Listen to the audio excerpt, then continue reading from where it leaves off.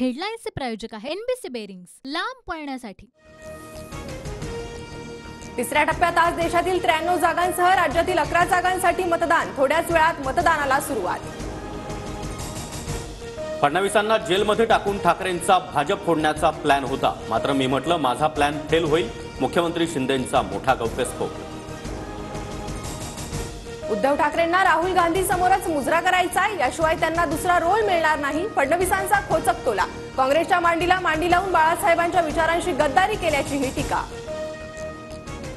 आनंद दिघे यांच्याकडून पद काढून घेण्याचा डाव होता। मुख्यमंत्री शिंदेंचा नाव न घेता उद्धव ठाकरेंवर गंभीर आरोप। तर दिघेंच्या निधनानंतर ठाकरेंनी मला संपत्तीबाबत विचारलं, शिंदेंचा गंभीर आरोप।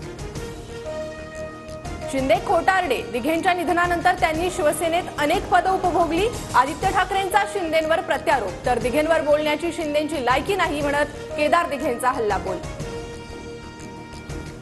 आनंद दिघेंनी कार्याध्यक्षपदासाठी राज ठाकरेंचं नाव सुचवलं, मात्र नाव सुचवल्यानंतर दिघेंना मानसिक त्रास दिला।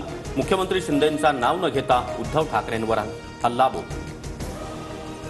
मडकं कधी फोडतात हे माहीत नाही का? प्रचारात मडकं फोडल्यामुळे रोहित पवार दादा गटावर संतापले। तर दादांनी विकास कलश बनवलाय, तो फुटू नये असा हेतू होता। मडकं फोडणाऱ्या रविराज तावरेंचं स्पष्टीकरण। सुप्रिया सुळेंविरोधात आचारसंहितेचं उल्लंघन केल्याची तक्रार। प्रचाराची सांगता झाल्यानंतरही पक्षाच्या इंस्टाग्राम पेजवर प्रचार केल्याचा अपक्ष उमेदवाराचा आरोप। कारवाईची मागणी।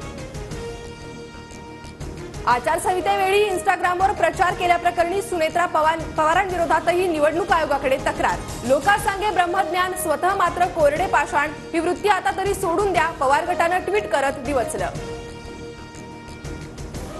शरद पवारांनी ग्रीन सिग्नल दिला, तुम्ही पुढे जा, मी राजीनामा देतो। पवारांना निर्णय का बदलावा लागला हे सुळेच सांगतील। अजित पवार गटाचे आमदार सुनील शेळकेंचा मोठा दावा।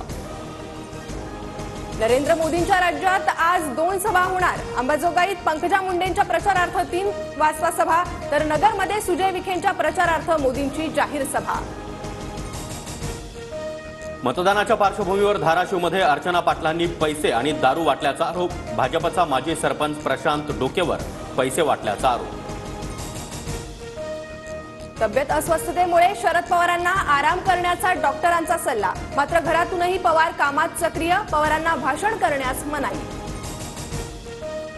कधी पावसात ओलं व्हायचं, तर कधी आजारी पडायचं, कधी रडायचं, याने निवडणुका जिंकता येत नाही। गिरीश महाजनांचा शरद पवारांसह रोहित पवारांना खोचक टोला। शहीद करकरेंची हत्या पोलीस अधिकाऱ्याच्या बंदुकीच्या गोळीतून, कसाबच्या नाही। हू किल्ड करेकर पुस्तकाचे लेखक एस मुश्रीफांचा दावा। उज्ज्वल निकमांनी सत्य कोर्टाच्या समोर आणलं नसल्याचाही आरोप। हेडलाईन्सचे प्रायोजक आहे एनबीसी बेरिंग्स, लांब पळण्यासाठी।